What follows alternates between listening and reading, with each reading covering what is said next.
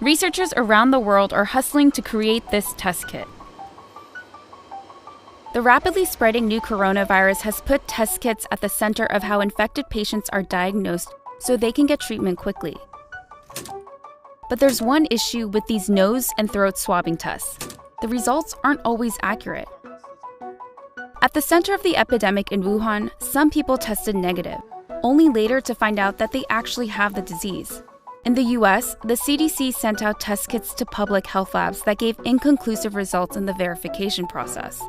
The unreliability of these tests even forced Chinese health officials to expand how they classify patients, which resulted in a surge of more than 14,000 cases in one day.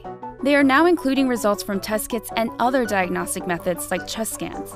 So how do these test kits exactly work, and why are there so many problems? This government lab in Singapore has produced test kits for the country's public hospitals. It's also shipped about 10,000 tests to China. Dr. Sydney Yi leads the team that developed them. She says most doctors use a type of lab test called RT-PCR, which can be used to detect small amounts of pathogens, including viruses like HIV. So this is the gold standard that's being used. What it does is it actually directly detects the presence of the pathogen. It's pretty easy to use. A doctor collects samples from a patient by swabbing the nose or throat for mucus. Those swabs are then sent to a lab for a test that detects the genetic material of a pathogen. The sample is first mixed with reagents in a tube, then put into a machine that duplicates the genetic material. So if the virus exists, these copies will amplify its presence, confirming that a patient has tested positive for the coronavirus. Dr. Yi says the first place for error could be at the swabbing stage. Most of the time, the sampling for COVID-19 comes from throat swab. COVID-19 is actually a lung infection disease, so doing the throat swab really depends on how much of the pathogen you're able to capture. Another place for error is the time it takes for the sample to reach the lab. The pathogen on the swab is not going to last for many, many hours, so the transportation, the logistics is also important.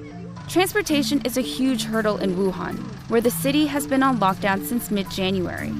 When the sample gets to the lab, what is the infrastructure of the lab that is able to deal with running tests, as well as the expertise and the experience of the lab technicians that are running these tests?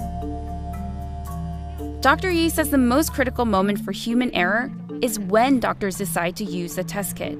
For instance, many people have been showing mild symptoms, but that doesn't mean they don't have the pathogen. It's very hard to make the direct correlation between what our test kit can be used on which stage of the disease progression with respect to how much the pathogen is present in the patients.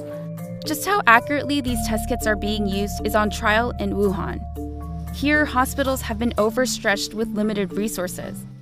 There are not enough staff to swab patients, and labs are inundated with a backlog of samples that wait to be tested. There are many, many different steps and different processes involved in just running a test. It's not just with respect to the test kit itself.